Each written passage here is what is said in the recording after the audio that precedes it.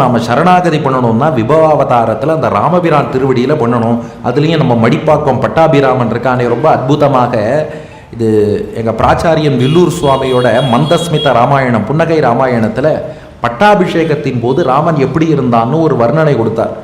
அந்த வர்ணனையை அப்படியே இங்கே செவிச்சேன். அக்ரே பாதுகையா தயாபியதிகையா, தன் முன்னே பாதுகை, ராமனை விட கருணை நிறைந்த பாதுகா தேவி ஷடாரி வடிவில் முன்பே எழுந்தருளி இருக்கிறாள்.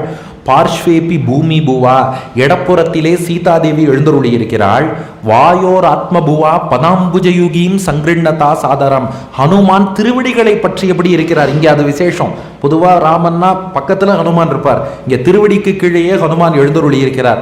சத்திரம் சாமரையோர் யுகஞ்சவகதா பிராத்ருத்ரகேணாவிருத்தம், லக்ஷ்மணனும் சத்ருகணனும் சாமரம் வீச, பரதன் வெண்கொற்ற குடை பிடிக்க, சர்வத்ராபி நரைஷ்ட வானரகணைகி, மற்ற அடியார்கள் வானரங்கள் எல்லாரும் சுத்தி இருக்கான்னு பாடியிருக்கார். இங்க பாருங்க, விபீஷணனும் இருக்கார், பரதன் சத்ருகணன் லக்ஷ்மணன் விபீஷணன் இவ எல்லோரும் உள்ளே ராமனோடு கூடியிருக்கிறார்கள்.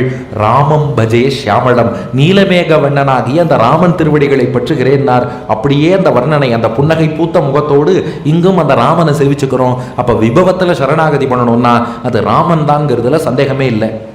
அர்ச்சாவதாரத்தில் சரணாகதினா ஸ்ரீனிவாசன், அதுலேயும் விசேஷமாக பூமி தேவியோடு கூடிய மாமேகம் சரணம் பிரஜர் திருக்கரத்திலேயே எழுதி வைத்திருக்கக்கூடிய ஒப்புலியப்பன், அவர்தான் சரணாகதிக்குரிய பெருமாள். இதை ஒப்புலியப்பன்ட்ட யாரெல்லாம் சரணாகதி பண்ணியிருக்கான்னு பார்ப்போம். முதல் நபர் நம்மாழ்வார். இது திருவாய்மொழியில் 6ஆம் 10 முதல் திருவாய்மொழி. நம்மாழ்வாருக்கு பெண் பாவம் வந்துடுறது. ஆழ்வார்களுக்கு ஞானத்தில் தன் பேச்சு, பிரேமத்தில் பெண் பேச்சும்பா. நல்ல ஞான நிலையில் ஆழ்வார்கள் பாடும்போது ஆண் பாவத்தில் பாடுவார்கள். எம்பெருமான் மீதான காதல் ஆழ்வார்களுக்கு அதிகரிச்சதுன்னா அப்படியே அந்த நாயிகா பாவம்ங்கிறது வந்துடும். இது அவர்கள் ஏறிட்டு கொண்டு பாடுவதில்லை. நல்லா நோட் பண்ணணும் ஒரு விஷயம். அவன் என்ன சொல்லிடுவா, பெண்ணாக பாவிச்சுட்டு பாடினார் கிடையாது. அந்த பெண் தன்மை ஆழ்வார்களுக்கு தானே வந்து சேரும்.